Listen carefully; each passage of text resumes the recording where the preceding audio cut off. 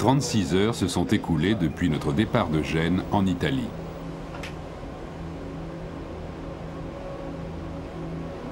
Après 700 000 marins, près de 1300 km parcourus au travers de la Méditerranée, le Boléro approche des côtes sud de l'Espagne. Chaque arrivée procède du même rituel, et le commandant Ferentinos ne laisse à personne le soin de contrôler les manœuvres d'approche dans leurs moindres détails. Commander un navire de 16 000 tonneaux transportant 800 passagers est une affaire sérieuse qui nécessite cartes, instruments de navigation sophistiqués et aussi quelques protections. Aux confins de l'Europe et de l'Afrique, la région que nous allons découvrir est un carrefour de l'histoire. Traversant le détroit de Gibraltar, les Maures occupent l'Espagne durant 8 siècles, bâtissant l'éclatante civilisation d'El-Andalus. Dépassant les colonnes d'Hercule, les conquistadors du XVe siècle mettent le cap sur les Canaries et Madère. Terres océanes, dernières escales avant l'Amérique.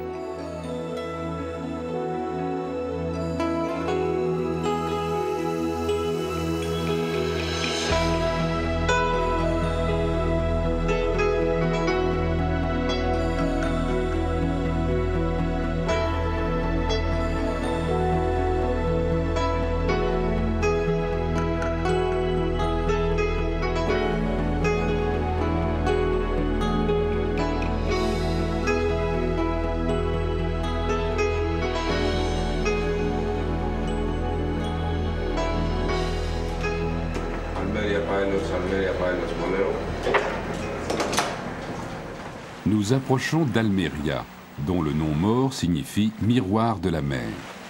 Almeria était, dit-on, redoutée pour ses pirates qui rivalisaient avec ceux d'Alger. Poursuivant leur expansion en Méditerranée, les Arabes débarquent à Gibraltar en 711, battent les Visigoths et s'installent en Espagne. La Vandalousie, littéralement le pays des Vandales, devient El-Andalus, célèbre dans toute l'Europe pour ses poètes, ses musiciens comme pour ses scientifiques.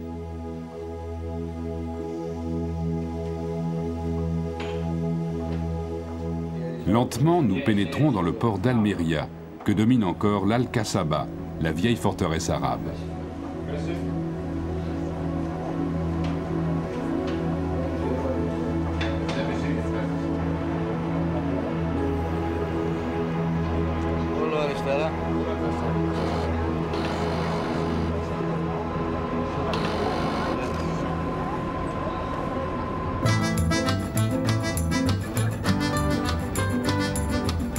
Après avoir quitté le Boléro, que nous retrouverons plus tard à Malaga, nous partons pour Grenade, longeant la Sierra Nevada au sommet toujours enneigé.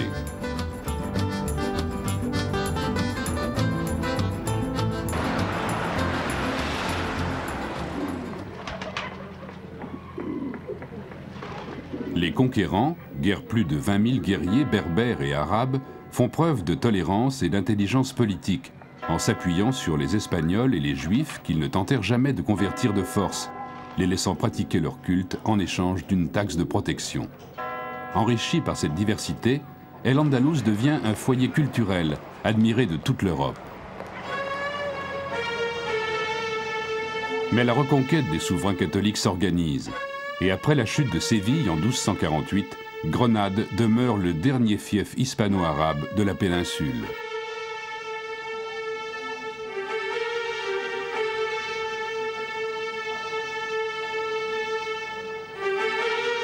Le 2 janvier 1492, après un siège de 8 mois, les rois catholiques, Isabelle de Castille et Ferdinand d'Aragon, entrent dans Grenade. La reconquête achevée, l'Espagne peut alors résolument se tourner vers d'autres horizons. 7 mois plus tard, Christophe Colomb, qui faisait partie de la suite royale pénétrant dans Grenade, découvre l'Amérique.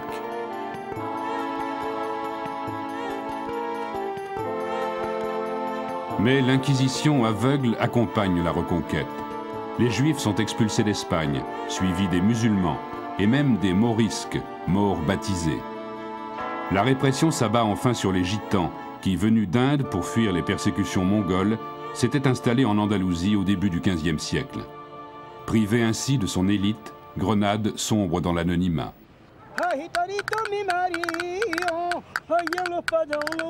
Ce brassage culturel a pourtant marqué l'Espagne au plus profond de son âme. Aujourd'hui, 5 siècles après la chute de Grenade, sublimé et porté jusqu'à nous par les gitans, le flamenco résonne encore des tonalités arabes, des mélopées juives séfarades et des chants grégoriens. Et devant les fortifications de l'Alhambra, c'est tout El Andalus qui résonne dans les incantations de cette voix gitane. Ay, mi marido me ha pegado, ay, porque quiere que le guise papitas con bacalao. Ay, porque quiere que le guise papitas con bacalao. ¡Eh! ¡Eh!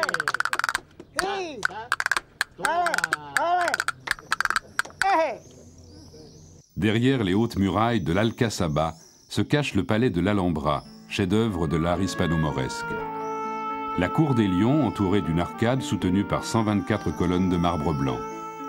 Au centre, la fontaine qui repose sur le dos de 12 lionnes témoigne du souci de recherche des architectes dans la mise en scène de l'eau qui exerçait une véritable fascination sur les morts. Raffinement des décors, chapiteaux sculptés, arcades outrepassées, murs de plâtre ajourés et travaillés comme de la dentelle, reproduisant des sourates du Coran ou des textes pieux, devant tant de beauté, les rois catholiques, intolérants en matière de religion, firent appel au talent bâtisseur des artistes arabo-andalous.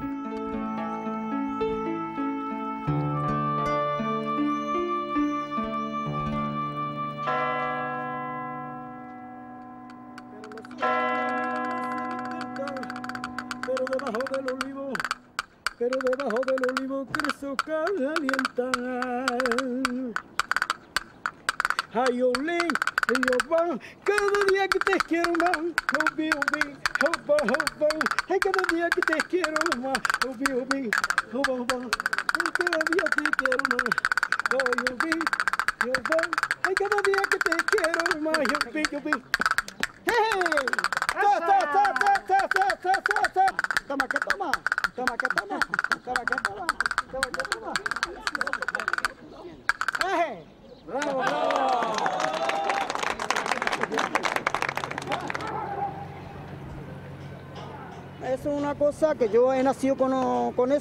Le flamenco, je suis née avec. Mes parents sont gitans, ils ont été élevés sur le Sacromonte. Mes grands-parents étaient danseurs, mon père jouait de la guitare et moi, naturellement, je chantais. Pour nous, chanter, danser, c'est mieux qu'un bon repas. Faire la fête entre gitans, c'est formidable.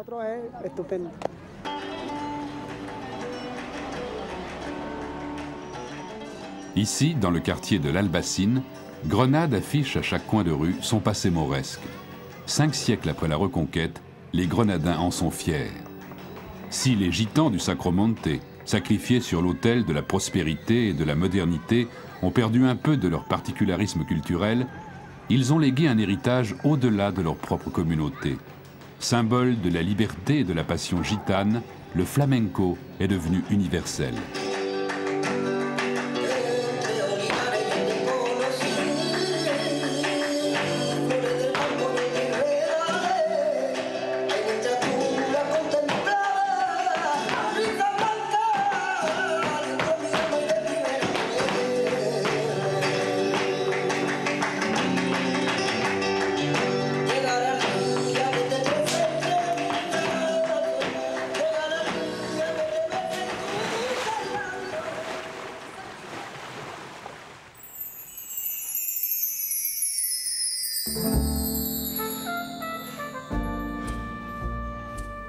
Le boléro a repris la mer et chacun, à son poste, prépare la soirée organisée en l'honneur du commandant.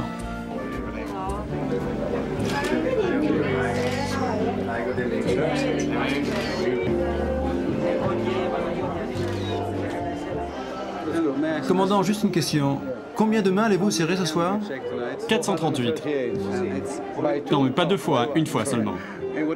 Et quelle est la part de travail et la part de plaisir dans tout ça? J'ai l'habitude de le faire. J'aime être avec les gens, naturellement. Je préfère naviguer plutôt que de serrer des mains, mais ça fait partie de mon métier et je le fais avec plaisir le plus souvent. Je veux vous souhaiter la bienvenue à bord du Bolero et vous remercier tous de nous avoir choisis pour vos vacances.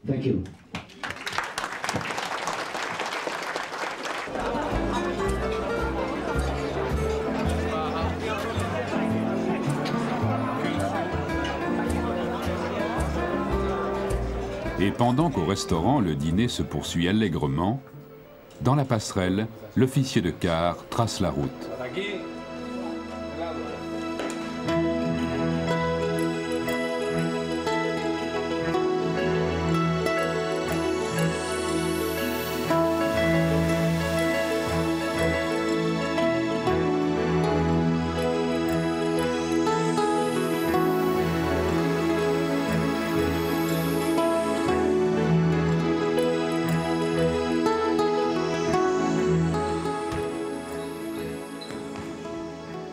Sport ou shopping, chacun s'occupe en attendant la prochaine escale.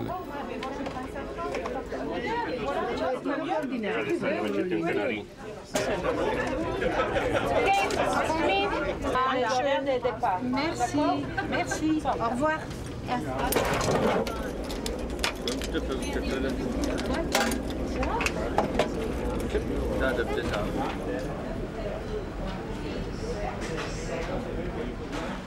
Lentement, nous pénétrons dans la rade de Gibraltar que commande le célèbre rocher. Vous aimez vraiment cette croisière qui emprunte le détroit de Gibraltar? Gibraltar, c'est toujours intéressant.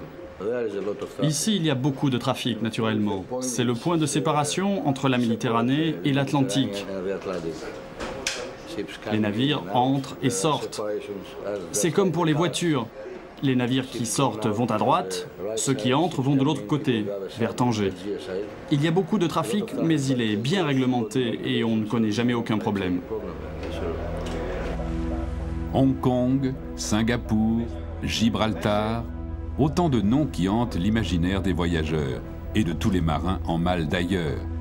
Le commandant Ferentinos a sans doute rêvé, lui aussi, jeune enfant grec, d'accoster un jour au pied du fameux rocher.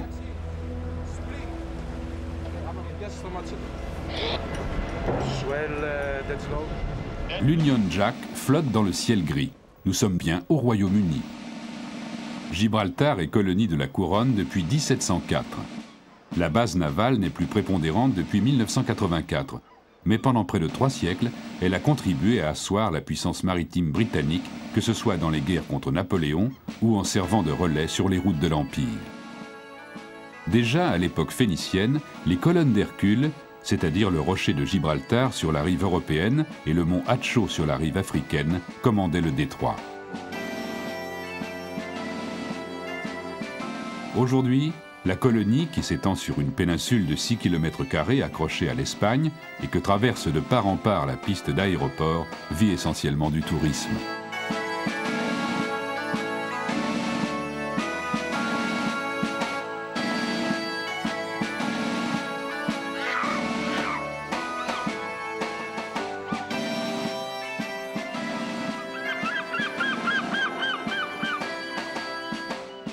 En dehors du traditionnel shopping et du point de vue depuis le sommet du rocher qui abrite quantité d'oiseaux, ce sont les singes qui tiennent la vedette. Amenés par les Maures au IXe siècle, ils sont la véritable mascotte de la colonie. Tant et si bien que c'est l'armée qui les nourrit, afin d'entretenir une légende qui prétend que les Britanniques resteront maîtres du rocher tant que les primates y prospéreront.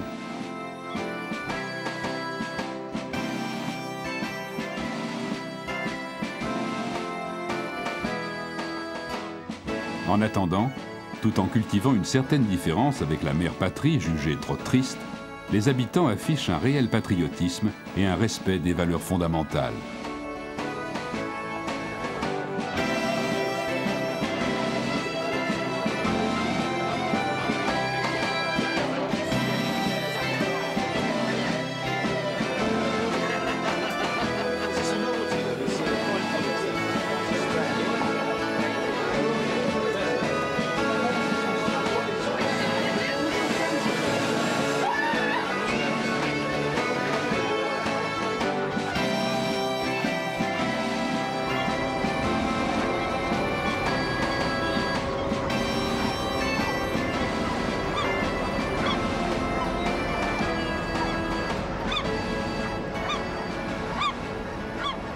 Le boléro lève l'ancre et s'éloigne du quai, laissant derrière lui Gibraltar, petit coin d'Angleterre ayant perdu le nord, poussière d'empire entre Atlantique et Méditerranée.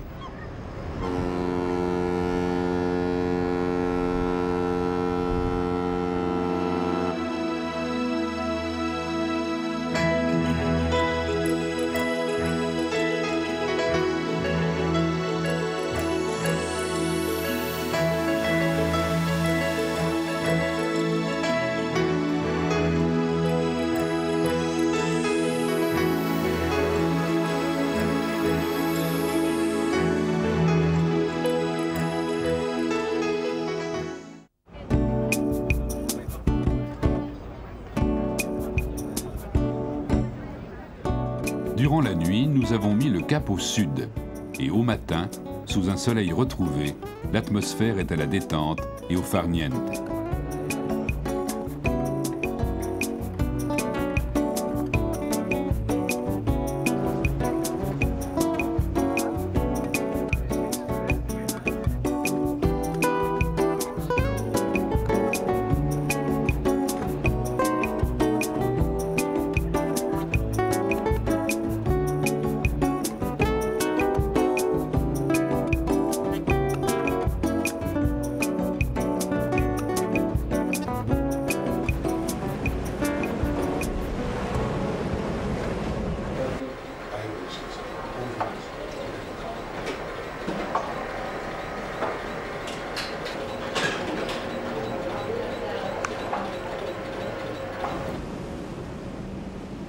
Une île perdue au milieu de l'océan, dont le sommet se perd dans les nuages, c'est le spectacle que découvre le navigateur portugais João Gonçalves Sarco, parti en cette année 1419 reconnaître le Maroc.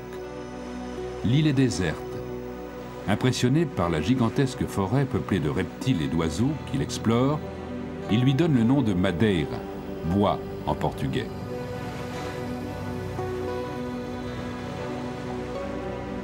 Deux ans plus tard, il fonde Funchal, qui devient le premier territoire découvert de l'empire colonial portugais.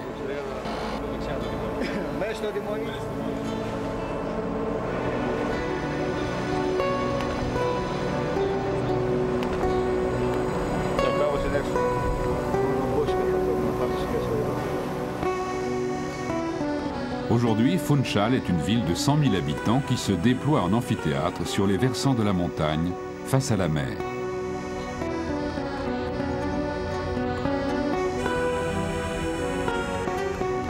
Île aux fleurs, perle de l'Atlantique, paradis surgi de l'océan, ces noms synonymes d'abondance et de beauté, c'est à la richesse de sa terre volcanique et à la douceur de son climat que Madère les doit. Les cultures en terrasse gagnées sur les flancs abrupts des montagnes produisent des fruits miraculeux. Bananes, papayes, avocats, fruits de la passion, corosol, mangue. Madère est le verger de Dieu et le marché de Funchal, son église.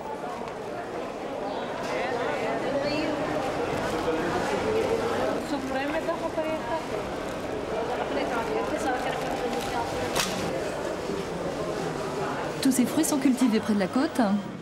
Oui, mais on peut les cultiver sur les hauteurs jusqu'à 1000, 1200 mètres. Mais près de la côte, c'est mieux. Les fruits sont plus sucrés. Plus on est près de la mer, et meilleurs sont les fruits. Une route en lacet s'élève au-dessus de Funchal, en direction de Camacha.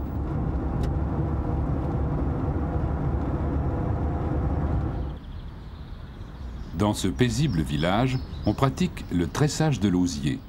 Après avoir séché au soleil, les branches de saule sont mises à bouillir dans l'eau pendant plusieurs heures afin de gagner en flexibilité. Aujourd'hui, pourtant, cet artisanat traditionnel connaît des difficultés.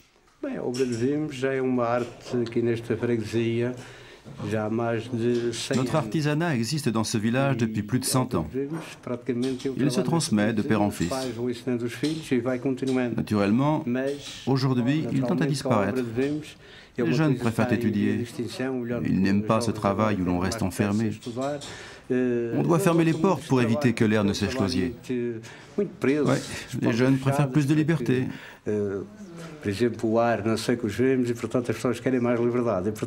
C'est vraiment dommage. Tout ça risque de disparaître un jour.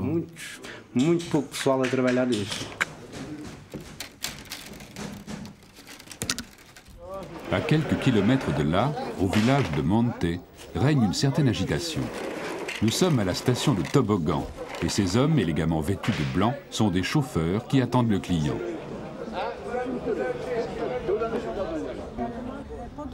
Vous pouvez nous présenter votre costume? Votre chapeau? Ça, c'est le chapeau. Ça, c'est la chemise blanche, une serviette, les pantalons blancs et des bottes sans talons.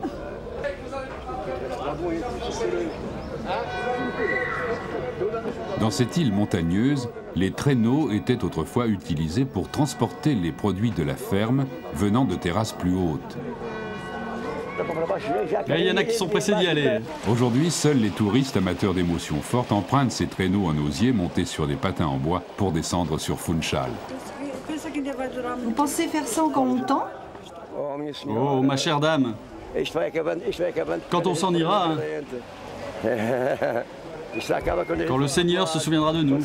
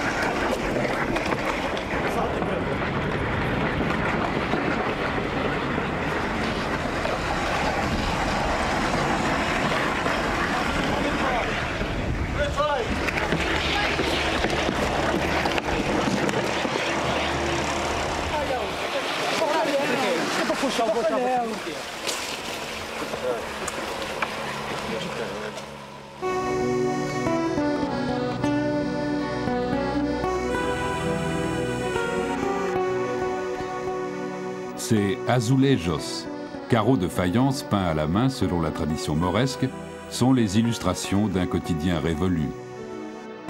Seul demeure l'engouement des connaisseurs, au premier rang desquels les Anglais, pour le vin de Madère, dont le goût si particulier provient d'un coupage accidentel avec du cognac, à l'époque du blocus de l'île pendant les guerres napoléoniennes.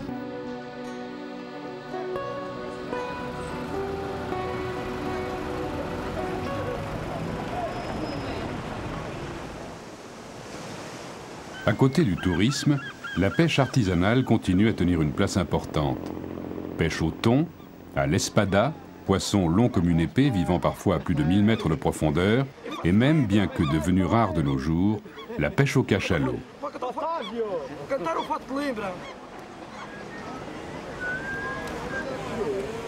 Alors que dans les rues de la vieille ville de Funchal, les habitués se retrouvent pour jouer aux cartes et se raconter des histoires de pêche miraculeuses, chacun rentre chez soi.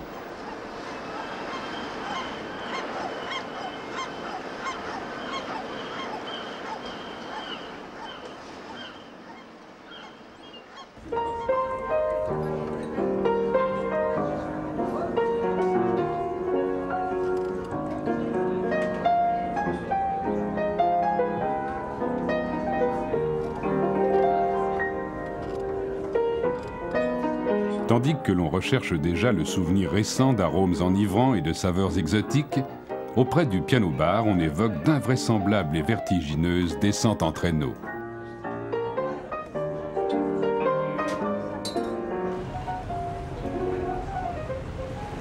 Et dans la baie de Funchal, constellée de milliers de lueurs, lentement, comme avec regret, le Boléro reprend la direction du large vers sa prochaine escale.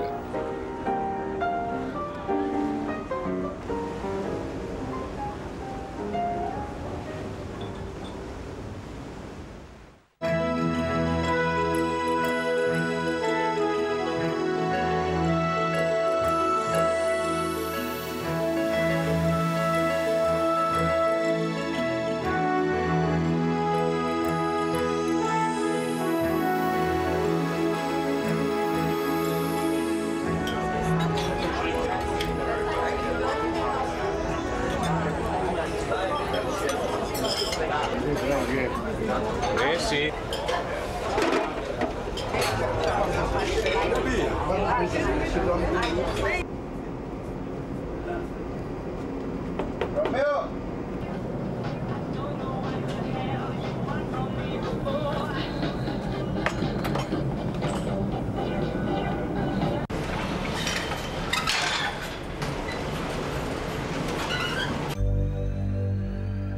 Le mystère et l'incertitude qui entourent les civilisations préhispaniques favorisa les légendes. Les Guanches, qui peuplaient les Canaries à l'arrivée des conquistadors, étaient-ils les descendants des Atlantes? La conquête de Tenerife en 1494 par les Espagnols ressemble en tout point à celle du Nouveau Monde. Les Guanches, armés d'arbalètes, ne résistent pas longtemps à la cavalerie et aux maladies apportées par les conquistadors. La colonisation est en marche, des églises s'élèvent, des villes surgissent de la végétation, la Laguna, la Orotava. S'inspirant de l'architecture andalouse, elle développe un style canarien original, fait de balcons ouvragés en pin et de patios intérieurs aux allures de jardins tropicaux. On est à 1500 km de la péninsule et à quelques milles du continent africain. Il s'est produit aux Canaries un métissage au moment de la conquête entre les conquistadors espagnols et les Guanches. Ainsi est née une nouvelle race. Je le dis toujours, un Canarien a la tête en Europe, le cœur en Amérique et les pieds en Afrique.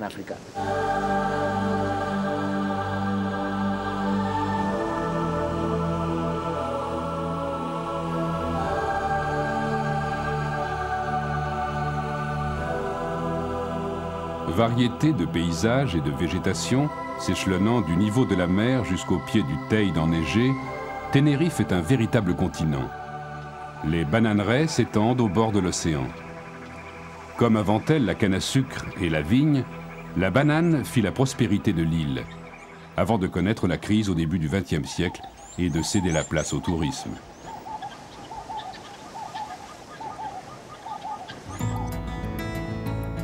La route s'élève au milieu d'eucalyptus et nous conduit au-dessus d'une véritable mer de nuages bordée d'une immense forêt de pins.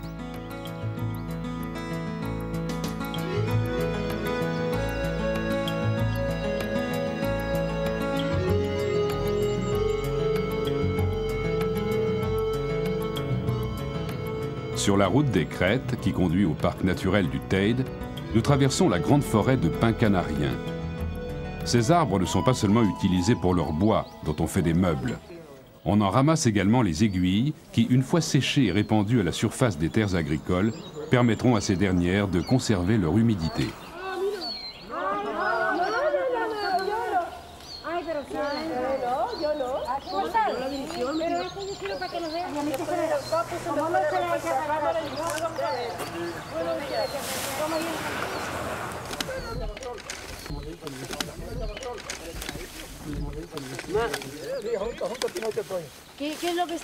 Vous pouvez nous expliquer ce que vous faites? Je ramasse des aiguilles de pin. Je dois travailler parce que c'est la semaine sainte et demain je ne pourrai pas venir.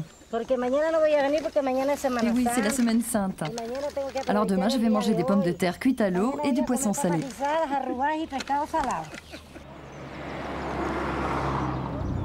Nous continuons notre ascension dans un paysage à la végétation clairsemée d'où surgit, étonnante sculpture blanche et abstraite, l'observatoire astronomique. Gagnant de l'altitude, nous nous rapprochons peu à peu du Teide. Cette montagne n'est pas seulement, avec ses 3718 mètres, la plus haute d'Espagne. Elle représentait un symbole très fort pour les peuples préhispaniques qui la redoutaient et l'admiraient en même temps, et pour les navigateurs qui étaient très impressionnés à la vision d'une montagne enneigée à une telle latitude.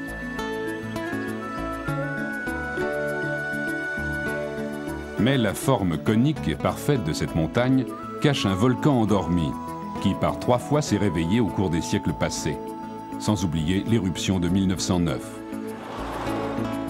Les traces de cette intense activité tellurique sont nombreuses, et le parc naturel du Teide est comme un immense musée à ciel ouvert, où s'exposent, çà et là, au détour de la route, les chefs-d'œuvre de la nature.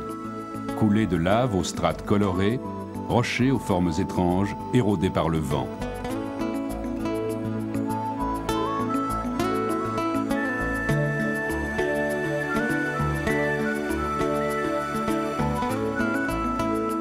Il y a 3 millions d'années, sous le poids de la lave sortie de son ventre et qui s'entassait sur ses flancs, le volcan, à l'origine d'une hauteur bien supérieure, s'effondra, formant l'immense caldeira large de 16 km que l'on observe aujourd'hui.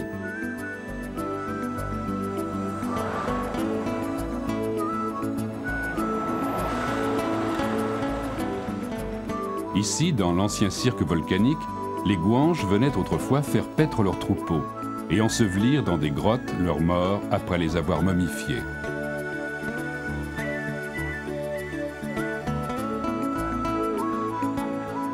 Devant l'incroyable spectacle des autres îles de l'archipel canarien, flottant comme des fantômes sur une mer de nuages, on peut croire que les Guanches qui reposent ici ont trouvé leur repos éternel.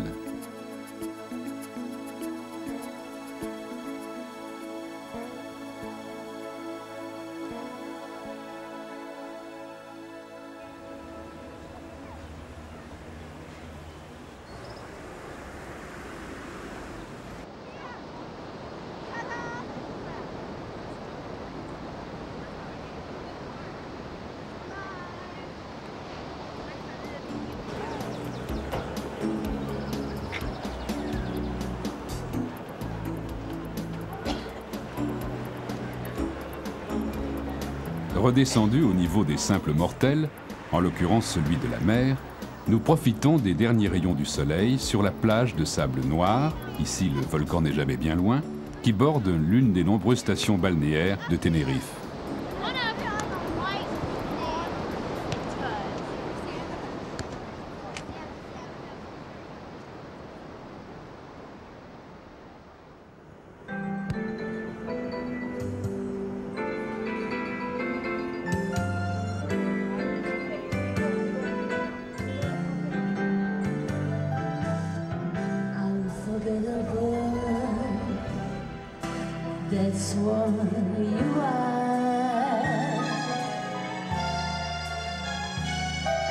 Laissant chacun à ses pensées, nous quittons Santa Cruz de Tenerife.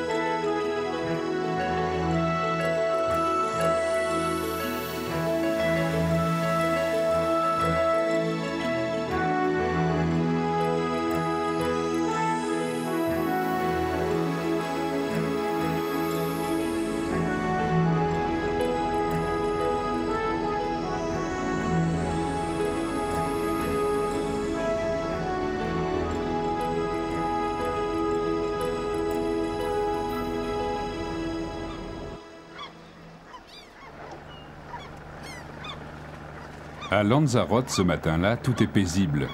Encore un peu endormis, nous prenons la route de Timanfaya. Mais très vite, devant l'incroyable vision de ces champs de lave boursouflés qui défilent à l'infini devant nos yeux, spectacle lunaire diront certains, je ne peux m'empêcher de relire à mes compagnons de voyage ce texte écrit par le père Lorenzo Curbelo en décembre 1730.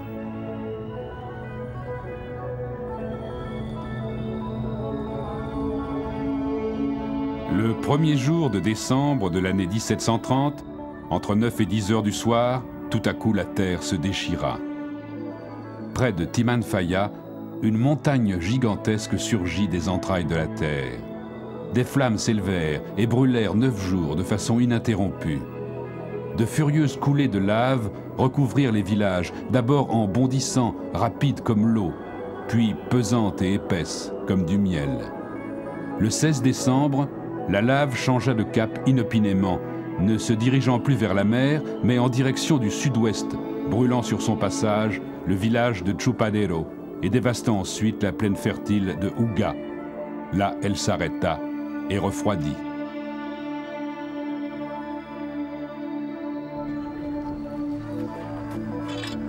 Né d'une série d'éruptions entre 1730 et 1736, Timanfaya est encore en activité. La température à seulement 10 cm de profondeur est de 140 degrés centigrades. De la même manière, un peu d'eau jetée dans un tuyau enfoncé dans le sol provoque de puissants jets de vapeur. Certains pensent que lors des éruptions de 1730, des amas de magma en fusion ont été emprisonnés dans des strates supérieures du volcan et qu'ils seraient, même si ce dernier se refroidit peu à peu, à l'origine de cette chaleur.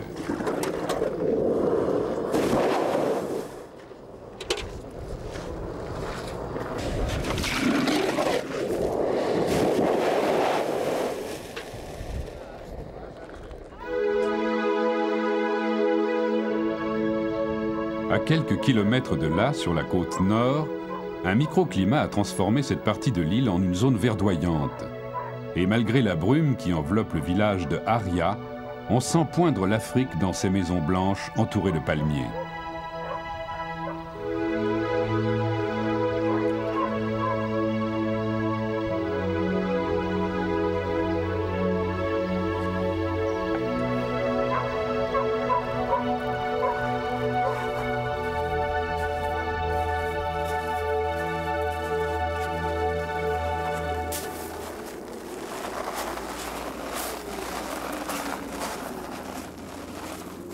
Lanzarote n'est qu'à 100 km de la côte africaine.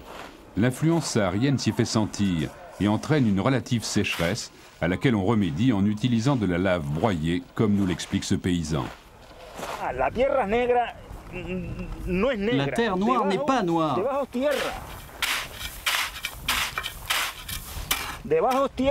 En dessous, c'est la vraie terre.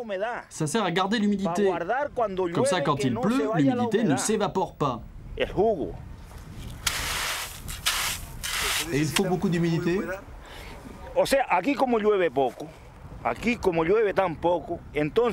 Ici, comme la pluie est rare, alors nous utilisons ce sable. Il permet de conserver l'humidité plus longtemps.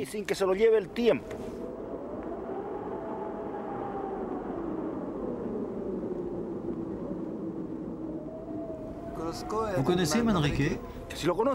Si je le connais, c'est un très vieil ami à moi, bien que je sois paysan et lui artiste. Nos deux propriétés étaient mitoyennes, et les champs de Manrique nous appartenaient.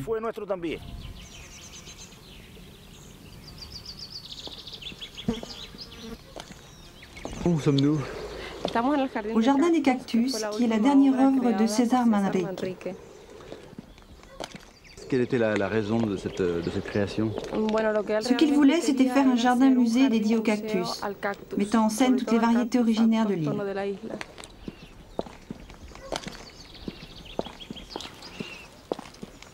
Sans César Manrique, Lanzarote ne serait pas vraiment ce qu'elle est aujourd'hui.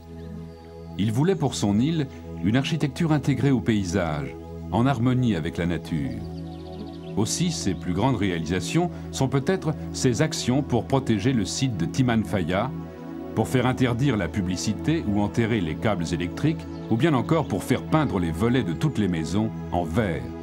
Unique exemple d'un artiste ayant son pays tout entier comme champ d'expérience, César Manrique a réussi avec Lanzarote sa plus grande œuvre.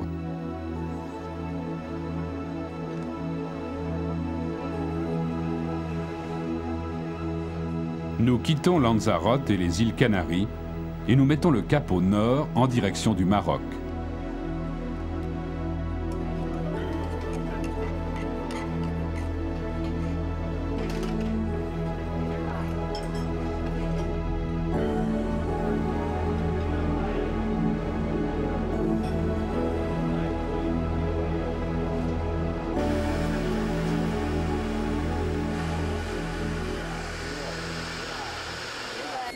Ok, ondage.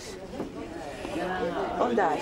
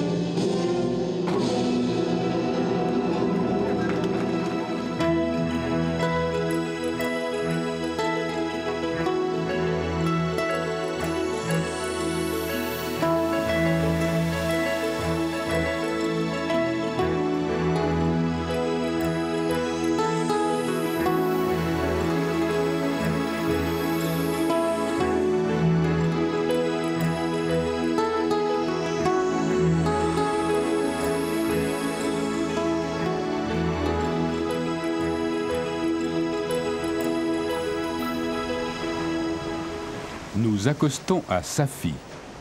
Ce port sardinier, l'un des plus importants du Maroc, est un ancien comptoir portugais utilisé au XVe siècle pour le commerce triangulaire.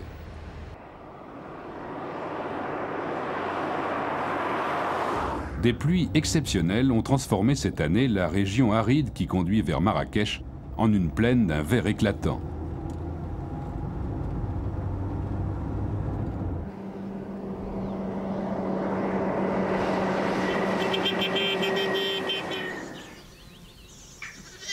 Le trafic des camions reliant la côte à Marrakech ne semble pas troubler la nonchalance de ce jeune berger menant son troupeau comme si la route n'était qu'un mirage vite évanoui devant ce spectacle empreint d'éternité.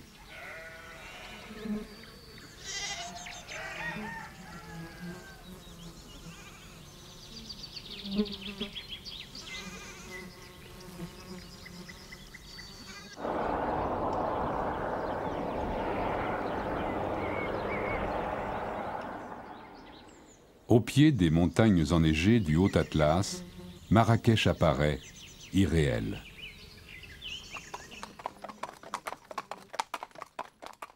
On va longer les fortifications. Les remparts. Les remparts. Oui. Qui datent de quelle époque ces remparts? Bon, en 1126-1127, c'est-à-dire vers la fin du XIIe siècle, par le souverain de la dynastie Al-Moravide, le fils de Youssef Ben Tachafil. Il se nomme Ali Ben Youssef. Environ 19 km de rempart. Tout ce qui est derrière le rempart, c'est la Médina. C'est la ville ancienne. Ils ont commencé pour construire uniquement ces remparts. C'est leur but de ce rempart à l'époque, c'était uniquement contre-attaque, contre les guerriers. Hein? Et à l'intérieur, c'était vide. Vous voyez, elles mettaient à l'époque uniquement des tentes. Alors, de dynastie qui est arrivée après l'autre, ça a commencé à construire des belles choses. C'est ainsi que l'on vit s'élever de nombreuses mosquées à l'intérieur de la Médina, la plus célèbre d'entre elles demeurant la Koutoubia, qui aurait, dit-on, servi de modèle à la Giralda de Séville. Mais derrière ces remparts, devenus le véritable cœur de la ville, se tient la place Djemma El Fna. Trait d'union entre le nord et le sud du pays, Djemma El Fna, c'est le lieu de rencontre des paysans, des marchands et des badauds venus aujourd'hui du monde entier.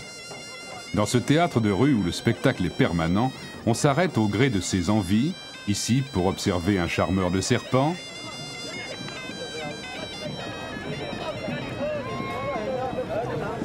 ou plus loin pour écouter un conteur.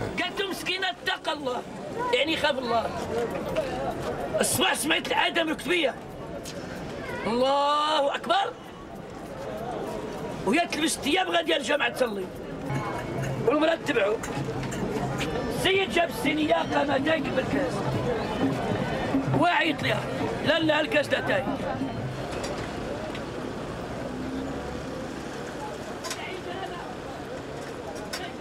Loin du bruit de la place, se dresse le palais de la Baïa, qui porte le nom d'une des favorites du vizir qui le fit construire. Véritable labyrinthe bâti sur plusieurs hectares au cœur de Marrakech, le palais renferme des trésors de décoration.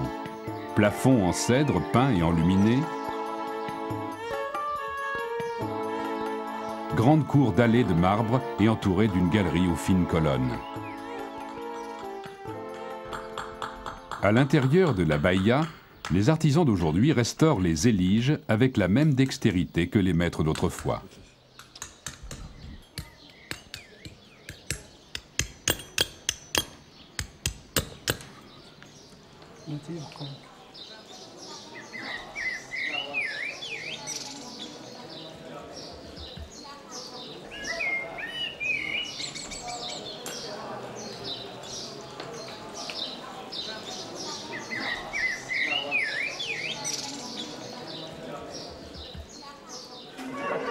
Pour pénétrer le caractère secret de Marrakech, il n'est qu'une possibilité.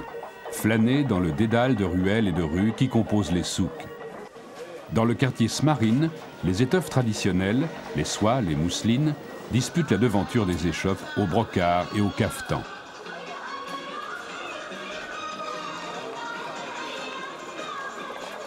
Revenus à l'extérieur, nous arrivons sur une place où se tenait autrefois le marché aux esclaves.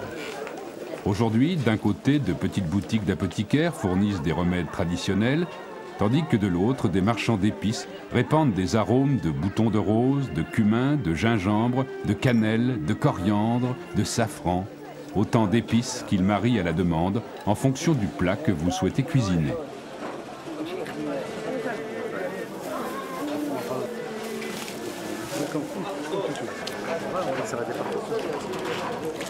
De tous les personnages qui habitent l'univers du souk, le Gerab, porteur d'eau à la coiffe colorée et au timbal de cuivre, est sans doute le plus typique.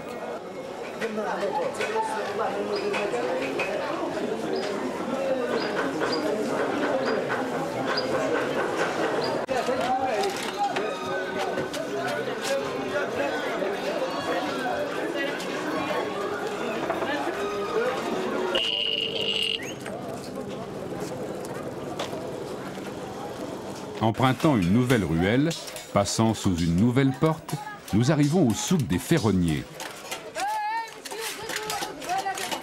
et dans celui des dinandiers, où dans un tintement continuel de marteaux, on fabrique chaudrons, cendriers ou lanternes. Plus loin encore, nous pénétrons dans le souk des forgerons.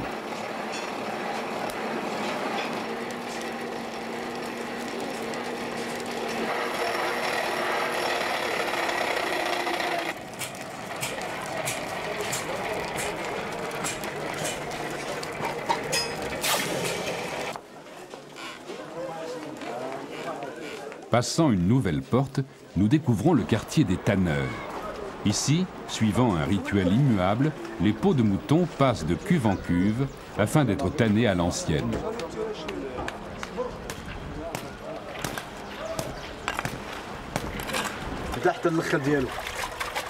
On jette la peau 3-4 jours dans l'eau pour l'assouplir.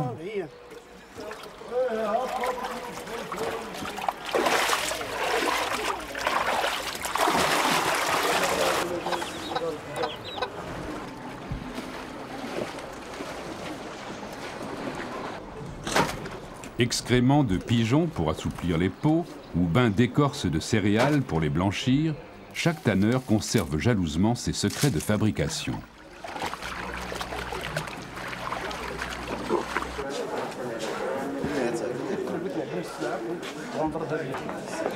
Passant sous les écheveaux de couleur qui dansent au soleil, nous quittons le souk pour nous diriger vers la Ménara. Marrakech est une ville plate. Circuler à vélo est chose facile.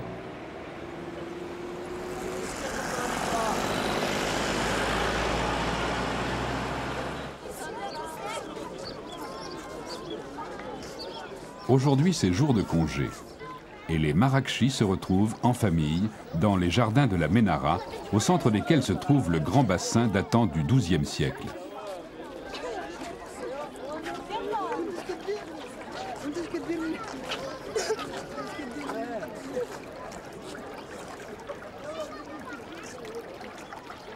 Au bord de l'eau, se détachant sur l'Atlas enneigé, se tient le petit pavillon saadien, autrefois rendez-vous galant des sultans.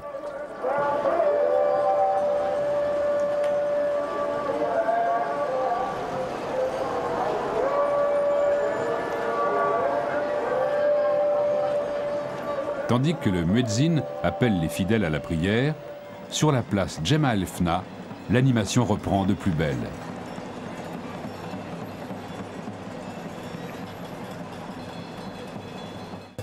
Les Gnawa, descendants d'anciens esclaves noirs soudanais, coiffés de leur toque noire, dansent au son du tambour et du claquement métallique des crotales qu'ils tiennent dans chaque main.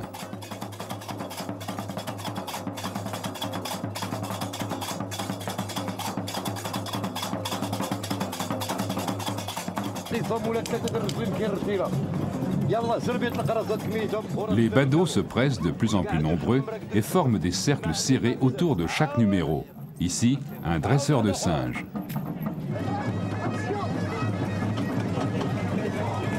Plus loin, des équilibristes.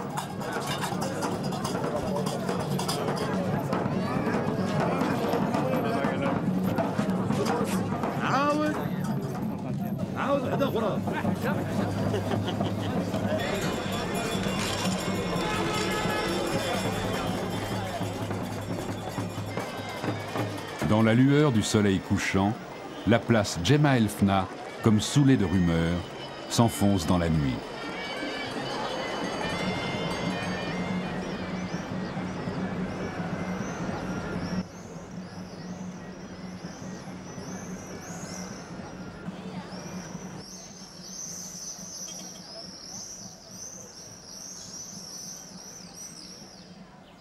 Petite oasis devenue capitale d'un royaume qui s'étendit jusqu'à Grenade, Marrakech reste une ville étrange et envoûtante, qui porte en elle les mystères réunis du désert et du Haut Atlas.